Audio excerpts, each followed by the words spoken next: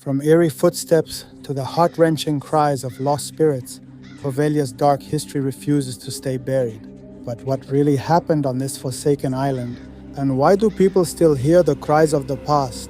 Stay with us as we uncover the chilling tales of Poveglia Island, where the dead never seem to rest. Imagine being banished to a little, remote island, knowing you most certainly wouldn't survive. Centuries passed, victims of the bubonic plague in Venice, Italy, would meet this terrible end. Venice was the center of European trade at this period, and the Black Death was wreaking havoc over the continent. A 7-acre triangle mass, Poveglia Island became the death sentence for countless. Nestled between Venice and Lido, one of 166 islands strewn over the southern lagoon of Venice is for a good cause. Today it is regarded as one of the most haunted sites on earth. Poveglia was a dumping place for persons afflicted by ailments for whom there was no treatment for hundreds of years. But desperate to stop epidemics, the city officials would take the sick to Poveglia, where they would spend their last days alone, far from any chance for medical help. For those who were sent there, Poveglia was said to be hell on earth. The handful who survived their banishment described the island with pure horror, always plagued by what they had gone through. The first occupants of Poveglia came in the year 421 AD, with the end of the Roman Empire. Men, women, and children running over the Italian mainland from invasions by the Goths and Huns sought safety on the island.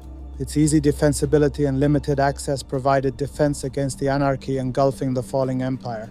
Living on Poveglia, the residents flourished for about 900 years, protected from the volatility of the mainland and the weight of its laws and taxes. Venice developed in prominence during these ages, and finally became a major European commercial center. Venice had become the most thriving trading hub in Europe by the 14th century. With ships from all around the world crossing its seas, it was a major actor in international trade. Built on Poveglia to secure the Venetian Lagoon's entry, a fortification was constructed to preserve its riches and strategic posture. Strong defenses equipped to thwart attacking ships armed this structure. It proved vital in maintaining Venice's commerce channels free from would-be invaders, as well as in greeting merchant ships filled with precious products from far-off countries. Still, Venice could not keep one invader, a quiet, invisible killer, out of reach despite these formidable defenses. Called the Black Death as well, this epidemic would wipe off an estimated third of Europe's population. Driven by fleas living on rats stashed on ships heading from port to port, it swept like wildfire through commercial ports and merchant ships. Being a significant commerce center, Venice suffered especially from the plague. Poveglia Island had a sad role in the city's attempts to stop the epidemic. This terrible epidemic arrived in Venice in 1348. It would claim almost half of the people of the city in a short period of time. The illness was shockingly fatal and fast. Victims would break out in agonizing black pustules that announced their approaching catastrophe. Most usually, death follows within 3 days of the initial symptoms showing up. There was no cure. For those who got the sickness, survival was hardly likely. The number of dead increased so quickly as the epidemic tore over the city that there was insufficient living to bury the bodies. Left in homes, abandoned or forgotten, the rotting stink of corpses permeated the streets. The image of the corpses piled one on another became sadly typical. The epidemic started to bring social institutions and conventions down. The city was engulfed in fear and terror. People did whatever they could to flee the atrocities all around. Those exhibiting any sickness symptoms were quickly taken to Poveglia, where they were left die. Though more of a death camp, the island turned into a quarantine zone of kind. Tens of thousands of plague sufferers were brought to the island over time, where mass graves were excavated to handle the dead. According to some estimates, Poveglia suffered more than 160,000 deaths during the epidemic years. Desperate to stop more anarchy, Venice's government created rules preventing citizens from leaving. Even these drastic steps, however, proved useless when it became abundantly evident that nobody, not even the elite of the city, was exempt from the epidemic. One of the first documented attempts to stop the spread of disease, quarantine emerged as the crisis grew. Poveglia Island, just a short distance away in the Venetian Lagoon, was selected for this sad use since the city required a place to separate the sick. Originally taken as an emergency response, what started off as such quickly became a vital component of Venice's plague survival plan. The island became a quarantine zone in 1423, and a colony of communal structures called lazaretti was built to accommodate the sick and dying. Although these structures were meant to separate plague sufferers from the rest of the populace, in fact, they turned into sites of great agony. The lazaretti had appalling conditions. The unclean and inadequately ventilated structures added to the already terrible fate individuals dispatched there would have. Doctors at the time knew nothing about the way the plague progressed. Rather than from fleas on rats, the actual carriers of the disease, they thought it was passed through miasma, foul air. The sick were thus packed into these quarantine facilities, where they were often left to die with inadequate or non-existent medical treatment. For those dispatched to Poveglia, it served as essentially a death sentence. Children, among other diseased boatloads, were brought to the island to spend their last days in seclusion. Many were too frail to fight or object. It is estimated that during the epidemic years, as many as 160 zero-room persons were banished to Poveglia. Once they got on the island, their only fate was a terrible one, and there was nowhere to flee. Poveglia was centered on a large crematorium where the bodies of plague victims were burned on enormous funeral pyres. The vast numbers of the dead were so great that conventional funerals were impossible. Rather, the bodies were burned to stop the sickness from spreading anymore, often visible from Venice itself. The smoke from these fires was a terrible reminder of the extent of the damage being done just outside the city. Poveglia was not only a quarantine station, but also a mass cremation, since even those who perished in Venice on the mainland were taken to burn here. On Poveglia, the situation was unboundedly terrible. Living in close quarters, surrounded by death on all sides, the sick and dying endured. Many passed not only from the illness, but also from the psychological and emotional toll of their exile. Families were split. Loved ones taken to the island were never to return. The island came to represent panic and hopelessness, a place where hope had no place at all. The quarantines did serve to halt the plague's spread in Venice and other areas of Europe, notwithstanding the dire circumstances. The quarantine system built on Poveglia Island was a significant turning point in mankind's fight against pandemics, even if medical science would take generations to completely grasp the origins and processes of disease transmission. Archaeologists think that the remains of many plague victims, incinerated during the worst of times, make up a large amount of the soil on Poveglia Island today. It is a sobering reminder of the terrible past of the island, where tragedy was so plentiful that even the ground itself shows the marks of the anguish thousands of people who passed there suffered. Poveglia was finally rebuilt as the epidemic's waves passed and life started to seem to be returning to some kind of normal. Still, peace didn't stay long. The War of Chioggia broke out between Venice and Genoa in 1379, making the island a military stronghold. Poveglia's strategic location made a new fort a perfect defensive posture, therefore. It was built to guard Venice from the Genoese navy. Sadly, the people living on the island were compelled to escape once more and find cover in Venice. Poveglia was a battleground, not a house. For the next 3 years, the conflict severely affected the island, and the residential facilities were destroyed by the time the combat stopped. Few of the residents, those who had survived the war and could return, found much left of their former houses. Just over a century following the War of Chioggia, in 1485, Venice confronted yet another fatal enemy, another plague outbreak. The Black Death ravaged the populace, and among the casualties was the head of state for Venice, the Doge. The catastrophe was so catastrophic that Venice had to reconsider quarantine as a last resort meant to stop the disease from spreading.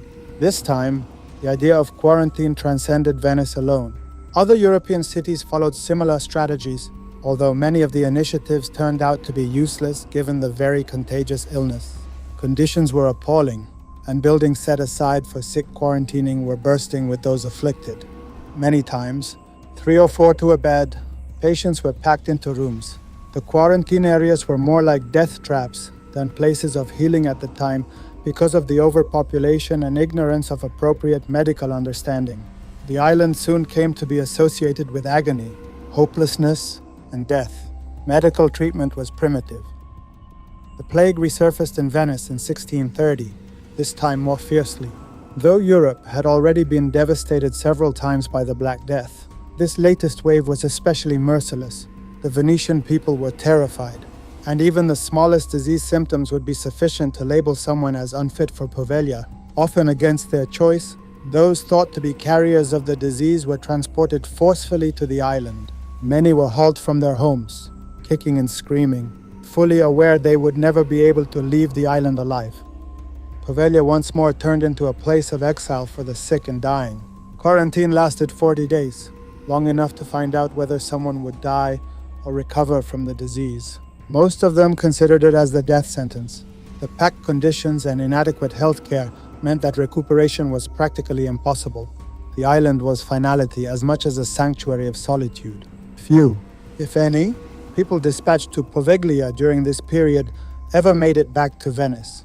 Rather, they became among the many others whose remains turned the ground of the island, the ashes of the dead blending with the earth in a somber monument to the scope of human tragedy. Poveglia's terrible past during the plague years confirmed its reputation as a site of great suffering. Though well-meaning, the quarantine initiatives were mainly useless in stopping the disease from spreading. For Venetians, the island came to represent fear. It was a place where the dead were sent to be forgotten. Originally designed to guard against outside threats, its fortifications turned into walls, confining its residents in a living horror. Medical technology was desperately inadequate in the fight against the epidemic that tore across Europe during the plague years. Doctors were assigned to count the dead, not concentrate on healing the sick, tracking the death rate, seeing the last moments of victims, and sometimes conducting autopsy. Their job was more administrative than medical. Some doctors discovered means to profit from the tragedy in these terrible times by leveraging their access to dying patients to pilfer goods or alter the last wills of the dead. Faced with the terrible reality of the disease, doctors created a specialized uniform that might be seen as the early form of the hazmat suits today. Designed not for treating, but rather for shielding the doctors from infection contraction while handling patients, this creepy costume was meant. The costume consisted of a long black cloak covered in soot, in the hope it would repel bodily fluids, and a unique white mask with a large, bird-like beak. This odd beak had a functional, albeit mistaken, use in addition to aesthetic ones. At the time, miasma, or bad smells, rather than germs or bacteria, was thought to be the source of the plague. The beak of the mask was stuffed with aromatic herbs, spices like mint and clove, or perfumes supposed to clean the air and shield the wearer from inhaling the disease in order to counter this perceived threat. The black cloak served more than only a style statement. It was thought to offer still another layer of defense against infection. The black hat with a wide brim also represented the wearer's doctorial standing. One long wooden stick would have been perfect for finishing the outfit and had several uses. Examining patients without making physical touch, the doctors employed this stick. Still, should self-defense call for it, the stick might also be employed. Some patients thought their disease was a result of their sins since the panic and anarchy of the epidemic era were so strong. These people would ask the doctors to whip them with the stick, expecting that physical suffering and confession would somehow heal their disease. The so-called treatments of the day were, more usually than not, terrible and crude. Covering the painful, swollen lymph nodes called buboes with human excrement was one of the most hideous techniques used. Pouring mercury over the sick people was another horrific remedy meant to kill the sickness, in the hope that great heat would heal some sufferers. Others were even put in ovens. Of course, these steps were not only useless, but also frequently accelerated the patient's death. Poveglia Island, which had already had a terrible reputation during previous plague outbreaks, stayed a major site for disease control as the ages passed. The Venetian Magistrate of Health turned the island into a clearance post for ships and sailors arriving from abroad in 1777, a last-ditch attempt to stop another epidemic from wiping out the population. This was an early version of the current quarantine. Every sailor arriving in Venice was obliged to pass through a formal quarantine station erected on the island before they could leave the city. Notwithstanding these attempts to stop the spread of disease, Poveglia's sinister past only served to heighten its reputation as a cursed and haunted site. Stories of ghosts prowling the island had started to spread early in the 1800s. Legends of restless spirits sprang from the island's long history of sorrow, death, and solitude. Poveglia came to be known as the Island of Ghosts. The island was ideal for military storage, given these tales of hauntings and its secure position, knowing few would dare to visit the island voluntarily. Napoleon Bonaparte opted to store weapons and ammunition there since he perceived its strategic value. Remote, avoided by residents, and intensely feared due to its link with death and disease, it was a perfect site. Apart from establishing a military base on the island, Napoleon also wrecked the ancient church built during the 12th century, but its bell tower was spared damage and turned into a lighthouse. The once respected church, a place of worship, had been replaced with a weapon of war, hence signifying the island's slide from a haven to a site of bloodshed. Once Napoleon's secret weapon cache on Poveglia Island was unearthed, a sequence of conflicts started that escalated the already startling death toll on the island. By now, Poveglia had seen decades of battle, illness, and death. Still, the worst seemed behind it as the epidemic eventually abated. Still, Poveglia left a terrible legacy far from done. In a terrible turn of events, the island was once more changed, this time into a mental health hospital. Poveglia was used to house the mentally sick in the late 19th century when the epidemic vanished. Still, the living circumstances were appalling. Originally meant to hold plague sufferers who were already doomed to die, the island's buildings were relics from an era never meant for compassionate treatment or care. People who were mentally ill moved into these crumbling buildings, which echoed death and agony, transforming their lives into a living misery. The patients were not really supposed to be cured or rehabilitated. Rather, they were just kept on hand with little thought given their welfare. An official mental institution opened in Poveglia in 1922. Still a terrifying reminder of its sinister past, the crumbling entrance sign of the hospital remains today. The asylum became known right once as a horror venue. Given the island's long-standing death record, wild tales about the circumstances inside its boundaries started to circulate. Both staff members and patients claimed to have heard horrific sounds, the screams of long-dead plague victims who were supposed to haunt Poveglia. These eerie cries were said to keep the patients awake at night, therefore augmenting the suffering of people imprisoned inside the hospital's walls. The hospital's standing darkened much more throughout the 1930s. There were rumors about a terrible doctor torturing his subjects in strange and cruel experiments, particularly lobotomies. These surgeries were done in an effort to cure the mentally sick. Left, these were basic procedures carried out with archaic hand drills and other odd mechanical tools strewn around the abandoned building. This physician seemed to enjoy his dark, unethical studies and his horrific methods, further strengthening the island's reputation as a site of terrible suffering. The doctor's reign of terror came to an end under very unsettling circumstances. A nurse who worked at the asylum later told me the doctor himself finally spiraled into lunacy. His hold on reality disintegrated, and in a last act of lunacy, he ascended Poveglia's bell tower and hurled himself from the top. It's unknown, though, whether he jumped voluntarily or whether someone or something pushed him. Some hold that the ghosts of the patients he had tormented for so long exacted their retribution. Years later, the bell tower is still under demolition. However, residents assert that they can still hear the faint ringing of the church chimes on peaceful evenings, as if the island itself were reminding the world of its tortured past. The island was utterly deserted, and the hospital closed permanently by 1960. Poveglia was left to its ghosts, literal and symbolic as well, once occupied by plague victims, troops, and, subsequently, the mentally ill. The crumbling structures now stand in eerie silence, a physical expression of millennia of human agony. Although most Venetians avoid the island, its grisly past and stories of restless spirits entice the odd inquisitive tourist. Poveglia was left to waste when the hospital closed. Its horrific past was preserved by the collapsing buildings and the ash-filled ground still bearing the bodies of plague victims. Though efforts are being made to auction the island for reconstruction, most find it unattractive due to its bad reputation. It remains mostly unaltered except for the sporadic ghost hunter or historian seeking its secrets. Long covered in death and hopelessness, Poveglia Island has resisted efforts at rejuvenation as if its sad past had permanently changed its very ground. Following decades of plague, conflict, and mental illness, plans to turn the island into a geriatric center offered the next attempt at providing a new use. From tending to the elderly to housing the mentally ill, it felt like a quiet change. But like Poveglia's past endeavors, this one was destined to fail. The project was shelved, and the attempt to turn the island into an elderly care center fell apart by 1975.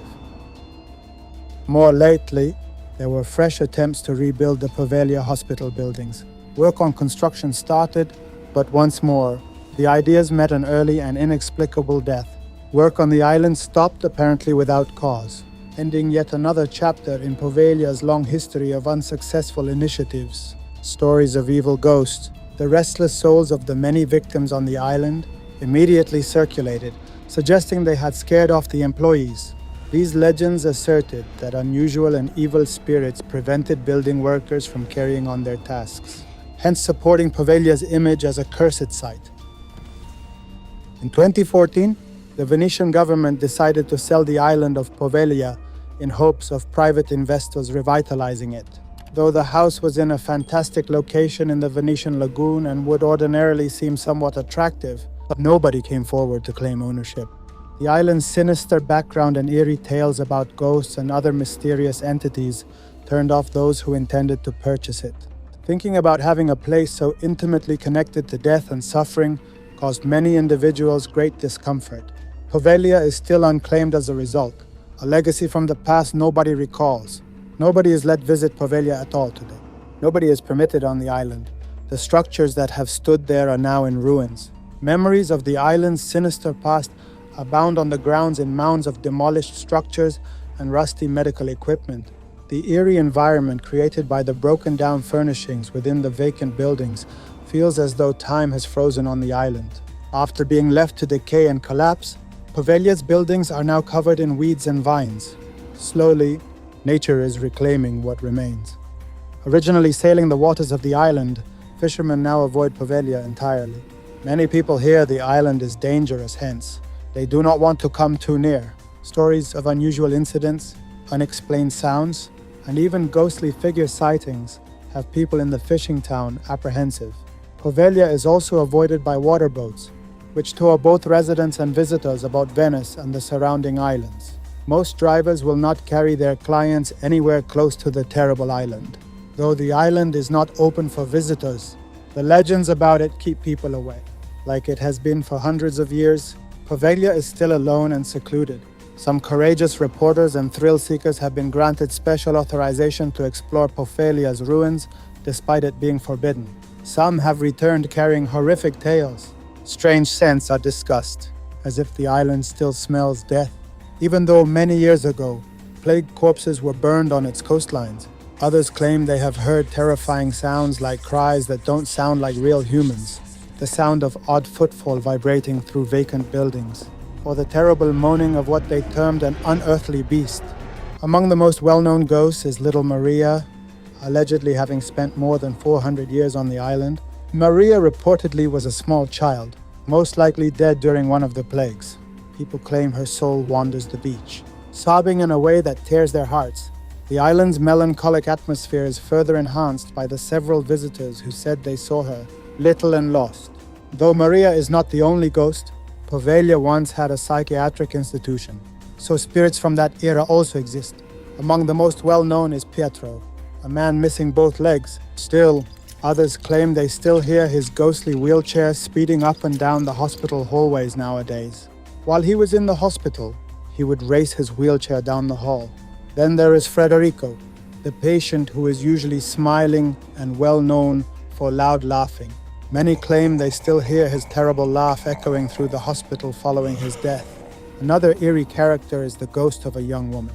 People claim that her terrified expression stops them cold-blooded. Local residents claim she is terrified of the infamous doctor who employed cruel and agonizing methods of testing patients. People believe that the insane doctor, who finally went insane personally, still resides in the hospital and works weirdly there after death. Many visitors to the places report they can sense his presence. Many claim they looked around and felt hands pushing or rubbing against them. Even more unusual is the claim of several individuals that they observed two large eyes just below the surface of the sea, close to the island. The already eerie environment has been much worse since some have spotted persons staring out of hospital windows. These ghost sightings and the island's violent and sad past help Poveglia to have a negative image. Those who are bold enough to go often report feeling as if they are under observation or following. As soon as someone sets foot on the island, many people experience a great, almost intolerable gloom and anxiety, though there are still several ways to enter the hospital. One of the most terrifying is via one of the reportedly extremely dark antique cremators. When nobody else should be at the hospital, shadows shift and creep along the walls. Some claim forces they cannot see, touch, or even shove them. Others find great impact in their time on the island. Many claim that nobody who visits leaves without carrying some of its gloom with them. Poveglia, left vacant for so long, is today regarded as the Forbidden Island, a site where the horrific past cannot ever be forgiven. Natural deterioration and ghost tales have made the island something of a local myth. Many people think that place will always be cursed. Its past is just too dark and tragic for any type of calm future. For hundreds of years, Poveglia was a terrible location. Among the several examples were those who perished of the plague there in the 14th and 17th centuries, soldiers who fought and died there when it was a military outpost, and mentally ill persons treated cruelly in the hospital. Dead bodies and broken objects abound on the island's ground. The vacant buildings serve as a haunting reminder of all the life lost there. The tales the island is plagued by ghosts and spirits could perhaps be legends.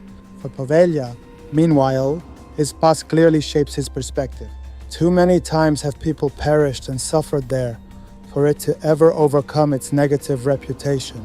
Though the once strong buildings are crumbling and nature is reclaiming the ground, Poveglia is still regarded as a terrifying and agonizing location. One of the most well-known and despised locations on Earth, it is off-limits and quite silent. Poveglia nowadays serves as a sobering reminder of how fleeting life is and how death is always lurking. But nobody is eager to claim this island still. It is a site plagued by its past and lost over time. Whether people are terrified of ghosts or simply want to remember the lives that have been lost, Poveglia is still a forbidden island, a sign of sorrow and misery people should avoid. Outro. As the sun sets over the haunted shores of Poveglia Island, its dark secrets remain hidden beneath layers of history and myth. Do the souls of plague victims and tortured patients still linger? Or is it all just legend? What do you believe? If you're as fascinated by this mysterious island as we are, don't forget to hit that like button, subscribe for more spine-tingling tales, and ring the bell so you never miss an eerie update.